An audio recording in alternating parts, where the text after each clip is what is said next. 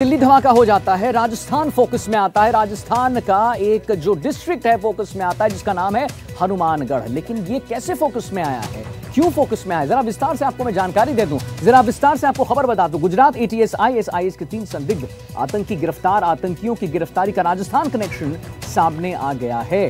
गिरफ्तारी के बाद गुजरात एटीएस का दावा किया गया है कि हनुमानगढ़ में हथियारों की डिलीवरी हुई थी। 2 गोल्फ पिस्टल, 1 बरेटा पिस्टल, 3 जिंदा कारतूस मिले हैं। तो समझ लीजिए जरा, हाईलाइटिंग पॉइंट है। हाईलाइटिंग पॉइंट्स क्या है? 2 जो है ग्लॉक पिस्टल मिले हैं, 1 बरेटा पिस्टल मिला है, 30 जिंदा कारतूस मिले हैं। गुजरात एटीएस आईएसआईएस के 3 संदिग्ध आतंकी गिरफ्तार हुए हैं। आतंकियों की गिरफ्तारी का राजस्थान कनेक्शन अब बिल्कुल सामने आ चुका है और वहां पे सबसे बड़ा फोकस रहा है हनुमानगढ़।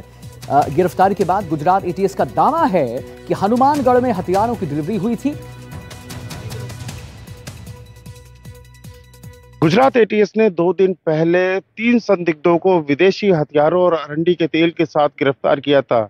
डीआईजी एटीएस गुजरात ने प्रेस ब्रीफिंग में बताया था कि 3 जो युवक गिरफ्तार किए गए हैं उनके पास से 2 ग्लोक पिस्टल, 1 ब्रेटा पिस्टल के साथ में कुछ जिंदा कारतूस और अरंडी का तेल 4 लीटर बरामद किया है, जिससे ये लोग एक विषैला रासायनिक जहर रेसिन तैयार करना चाह रहे थे। इनकी एक बहुत बड़ी साजिश थी।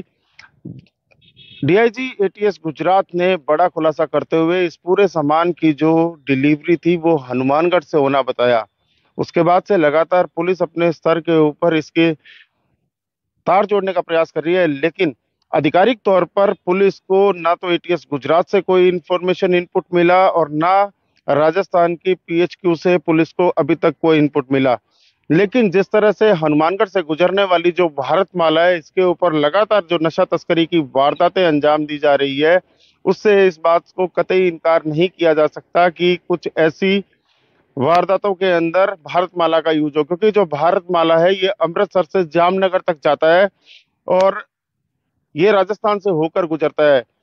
भारतमाला राजस्थान में हनुमानगढ़ जिले से प्रवेश करती है। ऐसे में ये आशंका सबसे ज्यादा बलवती है, अगर इस घटना के अंदर हनुमानगढ़ का अगर कोई रोल होगा तो उसमें भारतमाला के रोल की सबसे ज्यादा आशंकाएं अभी नजर आ रही है, क्योंकि भारतमाला के ऊपर पहले भी बड़ी बड़ी नशा तस्करी की वारदातों को न सिर्फ अंजाम दिया गया है, बल्कि पुलिस ने भी बड़ी नशा तस्करी की घटनाओं को इसी भारतमाला के ऊपर पकड़ने में सफलता हासिल की है।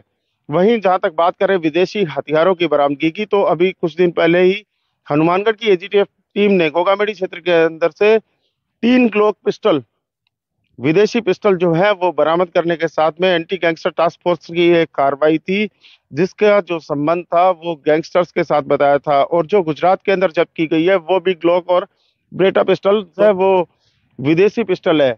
ऐसे में ये बड़ा सवाल है कि हनुमानगढ़ क्षेत्र के अंदर विदेशी पिस्टल आखिर आई कहां से और इनकी सप्लाई किसने दी। अब देखना ही होगा कि उस मामले के अंदर पुलिस किस तरह से अपनी जांच का दायरा बढ़ाती है, और अगर इसमें कोई इनपुट पुलिस को मिलता है तो उसमें किस तरह के जांच और तथ्य पुलिस अपनी जांच के अंदर निकाल पाती है।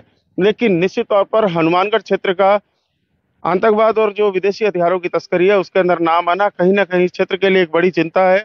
अब देखना होगा कि हनुमानगढ़ पुलिस किस तरह से अपने जांच और निगरानी का दायरा बढ़ाती है, ताकि ऐसी घटनाओं की आगे भविष्य में पुनरावृत्ति ना हो।